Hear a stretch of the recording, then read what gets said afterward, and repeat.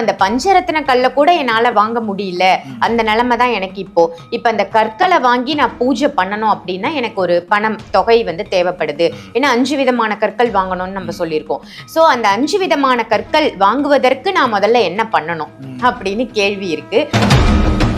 நம்ம எல்லாருமே பரணியில் பிறந்தால் தரணி ஆழ்வார் அப்படின்னு நம்ம சொல்லி கேள்விப்பட்டிருக்கோம். இந்த பரணி அப்படின்னு நம்ம எடுத்துக்கொள்ளும் பொழுது பரணி தரணி, தரணினா ஒண்ணும் கிடையாது, உலகம். மற்ற கோவில்கள் எல்லாம் இப்ப திருவானைக்காவல்னு எடுத்துக்கிட்டீங்கன்னா காதுல ஸ்ரீசக்கரம் இருக்கும்.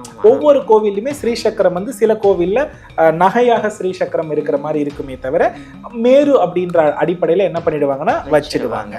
இப்போ இதை அழகாக புரிந்து தெரிந்து கொண்ட ரிஷிகள்ல முதன்மையானவர் யார் அப்படின்னா, யாராவது இந்த வீடியோ பார்த்துட்டு இருக்கவா இருக்கீங்க, ஒருவேளை என்ன ஃபாலோ பண்றவங்க அந்த ஊர்ல இருக்காங்கன்னா அந்த கோவில ஒரு டீமா போயிட்டு ஃபாலோ பண்ணி சிவலிங்க வடிவிலே பலாப்பழம் இருக்கும். சிவலிங்க மாதிரியே பலாப்பழம் இருப்பது இந்த ஆலயத்தினுடைய மிக சிறப்பான விசேஷம். 2026 ஆண்டினுடைய இறுதி ஆன்லைன் வாஸ்து வகுப்பு இது மட்டும்தான். இதற்கு பிறகு வந்து அடுத்த வருடம் தான் நம்ம என்ன பண்ண போறோம்னா இந்த வகுப்பை வந்து கொடுக்க இருக்கிறோம். ஆகையினால அனைவரும் இந்த வருட வகுப்பை தயவு செய்து பயன்படுத்தி கொள்றது நல்லது. அதுக்கப்புறம் தவற விட்டுட்டோன்னு நிறைய பேர் வந்து வருத்தப்படுறது வேண்டாம். அதனால இந்த ஒரு பதிவை சொல்லிடுறேன். ஆன்மீக பரிகார நேயர்கள் அனைவருக்கும் அன்பான வணக்கங்கள். இன்னைக்கு நம்ம யாரை சந்திக்க வந்திருக்கோம் அப்படின்னு பாத்தீங்கன்னா அஸ்ட்ராலஜர், பிரணவ வாஸ்து நிபுணர் சிவகு சத்யசீலன் குருஜியை தான் சந்திக்க வந்திருக்கோம். வணக்கம் குருஜி. ஸ்ரீ குருப்பியோ நமஹா, ஸ்ரீ மாத்ரே நமஹா, ஓம் அகத்தி சாயி நமஹா. இறையடியார்கள் அனைவருக்கும் அன்பான வணக்கங்கள். வணக்கம்மா. குருஜி, தினம்தோறுமே நிறைய நல்ல நல்ல பதிவுகளா நம்ம தொடர்ந்து பார்த்துட்டு வரோம். எப்படி மக்கள் வழிபாடு செய்யணும், வீட்டை எப்படி வச்சுக்கணும், ஒரு பெண் எப்படி இருக்கணும், கோவிலுக்கு போனா என்ன மாதிரி வழிபாடுகள் செய்யணும் அப்படின்னு சொல்லிட்டு நிறைய நல்ல விஷயங்கள் பார்த்துட்டு வரோம். குருஜி, இன்னைக்கான டாபிக் நம்ம வந்து இந்த பஞ்சரத்ன கற்கள் பத்தி ஒரு பதிவுல வந்து பார்த்திருந்தோம். நிறைய பேருடைய கேள்வி என்னவா இருக்கு அப்படின்னா, என்னோட செல்வத்தையும் நான் அதிகப்படுத்திக்கணும், நிலத்தை வந்து நான் வாங்கணும், நிறைய நிலங்கள் இடங்கள் வாங்கணும்னு ஆசைப்படுறேன். நீங்க பஞ்சரத்ன கற்கள் சொல்லிட்டீங்க. இப்ப அந்த பஞ்சரத்ன கல்லை கூட என்னால வாங்க முடியல, அந்த நிலைமை தான் எனக்கு இப்ப அந்த கற்களை வாங்கி நான் பூஜை பண்ணணும் அப்படின்னா எனக்கு ஒரு பணம் தொகை வந்து தேவைப்படுது. ஏன்னா 5 விதமான கற்கள் வாங்கணும்னு நம்ம சொல்லியிருக்கோம். சோ அந்த 5 விதமான கற்கள் வாங்குவதற்கு நான் முதல்ல என்ன பண்ணணும் அப்படின்னு கேள்வி இருக்கு. சோ அந்த 5 விதமான கற்கள் வாங்கி எப்படி பூஜை பண்றதுன்னு அந்த பதிவை பார்த்துட்டாங்க. இப்ப எப்படி அதை நம்ம வாங்குவது அப்படின்றதுக்கு ஏதாவது வழிபாட்டு முறை இருக்கா? அதாவது ஆலயங்களுக்கு சென்று நம்ம வழிபாடு செஞ்சோம் அப்படின்னா அந்த பஞ்சரத்ன கற்களை வந்து வாங்கக்கூடிய அந்த தொகை நமக்கு கிடைக்குமா? நம்ம எல்லாருமே பரணியில் பிறந்தால் தரணி ஆழ்வார் அப்படின்னு நம்ம சொல்லி கேள்விப்பட்டிருக்கோம். இந்த பரணி அப்படின்னு நம்ம எடுத்துக்கொள்ளும் பொழுது பரணி தரணி, தரணினா ஒண்ணும் கிடையாது, உலகம். இந்த உலகத்தை நல்லா சுத்தணும், இந்த உலகத்துல உள்ள எல்லா இன்பங்களையும் அனுபவிக்கணும் அப்படின்னும் போது அவருடைய வாழ்க்கையில இந்த நிலபூத வசியம் என்பது ரொம்ப ரொம்ப அத்தியாவசியமான ஒரு தேவையாக இருக்கிறது. இப்ப இந்த நிலபூத வசியத்தை பெறணும் அப்படின்னா அதற்கு பூமியில நம்மளுடைய யோகிகள் மகான்கள் ஒரு நல்ல விஷயத்த பண்ணியிருக்காங்க. ஏன்னா நிலத்துல வந்து நல்ல ஒரு விளைச்சல் இருந்து நிலத்துல வந்து மக்கள் நோய் இல்லாம இருந்தா மட்டும்தான் அந்த பூமி செல்வ செழிப்பான பூமியாக என்ன பண்ணும்னா இருக்கும். இத கொடுக்கக்கூடிய முறைகளை வந்து பாத்தீங்கன்னா யாரு கொடுத்திருக்காருன்னா சிவபெருமானே கொடுத்திருக்காரு. அப்ப சிவபெருமானே அப்படின்னு நம்ம எடுத்துக்கொள்ளும் பொழுது வந்து பாத்தீங்கன்னா ஆதிசங்கரருடைய வடிவில் வந்து சௌந்தரிய லகரியில 22வது ஸ்லோகத்தை என்ன பண்றாருன்னா உருவாக்கி கொடுக்கிறார். அந்த 22வது ஸ்லோகம் பசி, பஞ்சம், பட்டினி நீங்குதல், அதாவது செல்வத்தினுடைய அடிப்படை தேவையே இந்த ஸ்லோகத்தினுடைய பலன் நமக்கு என்ன பண்ணுதுன்னா தருகிறது. ஒவ்வொரு ஸ்லோகத்திற்கும் ஒரு குறியீடுகள் கொடுக்கப்பட்டிருக்கிறது. அதுல இந்த ஸ்லோகத்துக்கு என்ன கொடுக்கப்பட்டிருக்கிறது அப்படின்னு பார்த்தோம்னா ஸ்ரீசக்கரம் கொடுக்கப்பட்டிருக்கிறது. சரியா? அப்போ எந்த இடத்துல பூமியை மையப்படுத்தி ஸ்ரீசக்கரம் ஸ்தாபிக்கப்பட்டிருக்கிறதோ அந்த இடம் நிலவசியத்தை தரக்கூடிய இடம். புரியுறதா? அதன் அடிப்படையில நம்ம பஞ்சபூதம் எடுத்துப்போமே. நெருப்புன்னா திருவண்ணாமலை, நிலம்னு வரும்பொழுது காஞ்சிபுரம். காஞ்சிபுரத்துல காமாட்சி இருக்காங்க இல்லையா, இந்த காமாட்சிக்கு முன்பு எந்த இடத்துல ஸ்ரீசக்கரம் ஸ்தாபிக்கப்பட்டிருக்கிறது? நிலத்தில் ஸ்தாபிக்கப்பட்டிருக்கிறது. ஏன் ஆதிசங்கரர் அதை வந்து ஸ்தாபித்து வைத்தார் அப்படின்னா, அந்த ஊர் நிறைய பசி, பஞ்சம், பட்டினி, தொல்லைகள், நோய்கள் இதெல்லாம் அதிகமா இருந்து அம்பிகையினுடைய கோபத்துக்கு ஆளானதுனால அந்த ஸ்ரீசக்கரத்தை முன்பு பிரதிஷ்டை பண்ணும்போது அம்பிகை மனம் மகிழ்ந்து அருள் பொரிந்து இந்த உலகத்தையே என்ன பண்றாங்க? நிலத்தை விளையும் நிலமா மாற வைக்கிறாங்க. இந்த நிலம் வந்து செழிப்பான நிலமா அம்பிகையினுடைய அருளால என்ன பண்ணப்படுது? மாறுகிறது. இங்க காஞ்சி காமாட்சி கோவில்ல மட்டும்தான் இந்த ஒரு பூமியை மையப்படுத்தி அமைப்பு இருக்கிறது. மற்ற கோவில்கள் எல்லாம் இப்ப திருவானைக்காவல்னு எடுத்துக்கிட்டீங்கன்னா காதுல ஸ்ரீசக்கரம் இருக்கும். ஒவ்வொரு கோவில்லையுமே ஸ்ரீசக்கரம் வந்து சில கோவில்ல நகையாக ஸ்ரீசக்கரம் இருக்கிற மாதிரி இருக்குமே தவிர மேரு அப்படின்ற அடிப்படையில என்ன பண்ணிடுவாங்கன்னா வச்சிடுவாங்க. இப்போ இதை அழகாக புரிந்து தெரிந்து கொண்ட ரிஷிகள்ல முதன்மையானவர் யார் அப்படின்னா அகத்திய மகரிஷி. அகத்திய மகரிஷி தான் லலிதா சகஸ்ரநாம சோஸ்திரத்திற்கு மிக முக்கியமான ஒரு நபர். இந்த பாராயணத்துக்கு அவர் ரொம்ப ரொம்ப முக்கியமான ஒரு நபரா இருக்கிறாரு. திருமியச்சூரும் கிட்டத்தட்ட ஸ்ரீசக்கரத்தை தொடர்பு படுத்தப்பட்ட ஒரு இடம்தான். இப்ப இந்த அகத்திய மகரிஷி என்ன பண்றாருன்னா, சாக்த உபாசத்துல இவரை விட ஒரு பெரிய ஆளு யாருமே இல்லை. சாக்தம் என்றால் அம்பாளை முதன்மையாக வைத்து வழிபடக்கூடிய ஒரு மதமாக என்ன பண்ணுதுன்னா சமயமாக இருக்கிறது. இப்போ இந்த அகத்திய மகரிஷி என்ன பண்றாருன்னா, இந்த தரணி சம்பந்தப்பட்ட எல்லா பிரச்சனைகளுமே சரியாகி ஒரு இடத்த போய் ஆளணும். அப்போ இந்த பூமி யாருடைய கட்டுப்பாட்டுக்குள்ள இருக்கு அப்படின்னு பார்த்தா நாராயணன் கட்டுப்பாட்டிலையும் பூமி தேவி நாச்சியார் என்று சொல்லக்கூடிய மகாலட்சுமி கட்டுப்பாட்டுக்குள்ளேயும் இருக்கு. காரணம் என்னன்னா, அம்பாள் தான் பூமியை பிளந்து என்ன பண்றாங்க? பூமாதேவி மகளாக பிறக்கிறாங்க. இந்த பூமியில உள்ள எல்லா வஸ்துக்களும் யாரு கட்டுப்பாட்டுக்குள்ள இருக்கிறது? நாராயணன் கட்டுப்பாட்டுக்குள்ள இருக்கிறது. சுவாமி என்ன பண்றாருன்னா, இவர் முழுக்க முழுக்க சிவபெருமானையும் முருகப்பெருமானையும் பிடித்தவர் இல்லையா, நேரா என்ன பண்றாருன்னா இந்த நாராயணன் ஸ்ரீதேவி பூதேவியாக இருக்கக்கூடிய ஒரு இடத்தை தேர்ந்தெடுக்கிறார். அந்த இடத்துக்கு நேரா போறார். அதுதான் வந்து பாத்தீங்கன்னா திருக்குற்றாலம். சரிங்களா? இந்த திருக்குற்றாலத்துல வந்து பாத்தீங்கன்னா குற்றாலநாதர் என்பது சிவபெருமானுடைய பெயர்.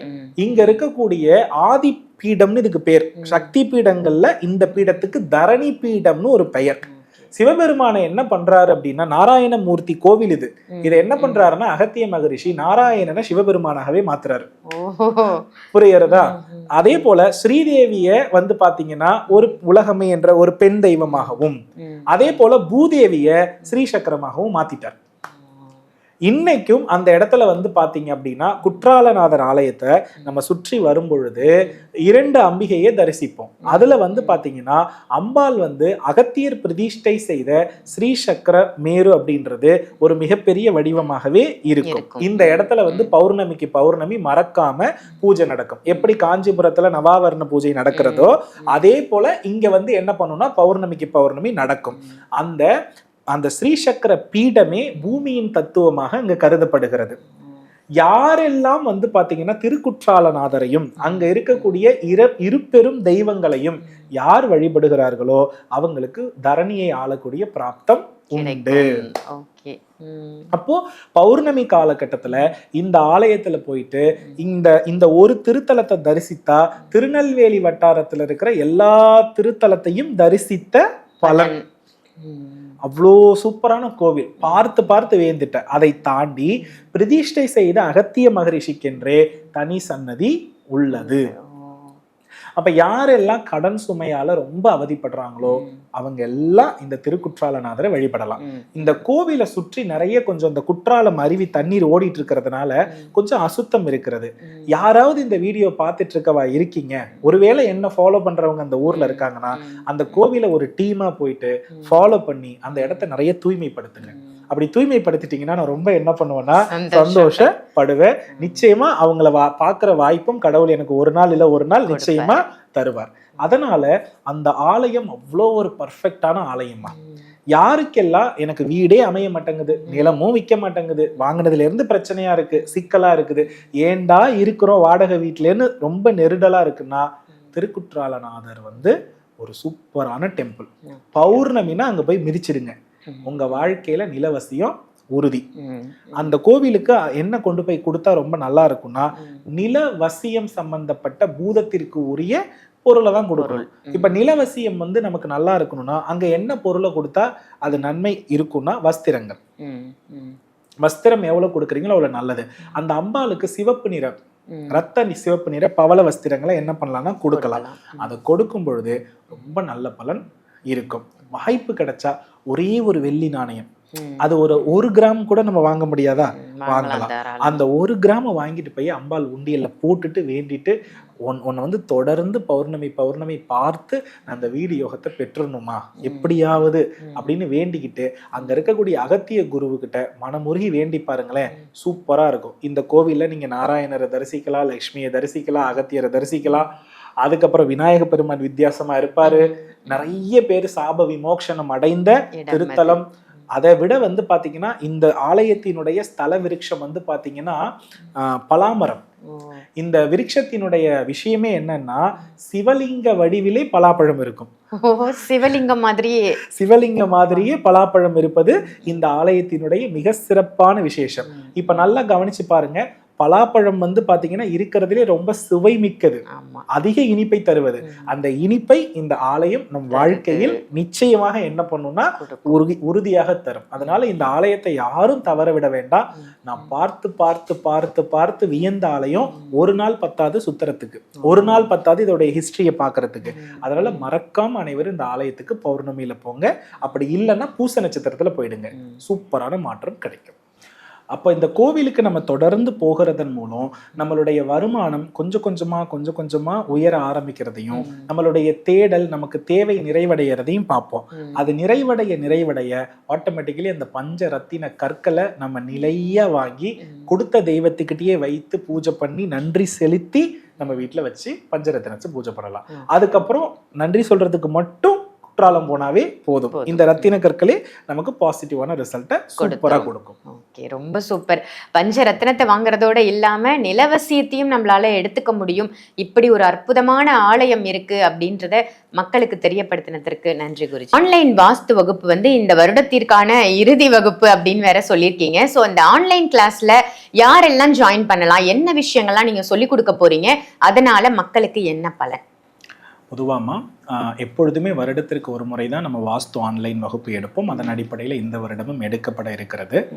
இந்த வகுப்பிற்கு வருவதன் மூலமாக நீண்ட காலத்தில் சரி செய்ய முடியாத பிரச்சனைகளுக்கு ஒரு தீர்வு இந்த வகுப்புல என்ன பண்ணப்படுதுன்னா இருக்கிறது. அதை தாண்டி ஒரு வாஸ்து கட்டிட பாகத்துல எந்த மாதிரி அமைத்தா நன்மை, என்ன மாதிரி அமைத்தா தீமை அப்படின்றத இவங்களால புரிஞ்சுக்க முடியும்.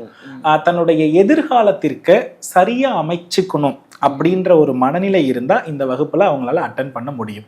நம்ம வீடு எந்த அளவிற்கு பஞ்சபூதம் உயர்ந்திருக்கிறது குறைந்திருக்கிறதுன்றத பொறுத்துதான் நமக்கு அந்த பூதம் கொடுக்கிற நல்ல பலனை நம்மளால பெற முடியும். இப்ப உதாரணமா தென்கிழக்கு பகுதி அஃபெக்ட் ஆகிடுச்சுன்னா நீர்பூத தன்மைக்குரிய எந்த பலனும் நமக்கு கிடைக்காது.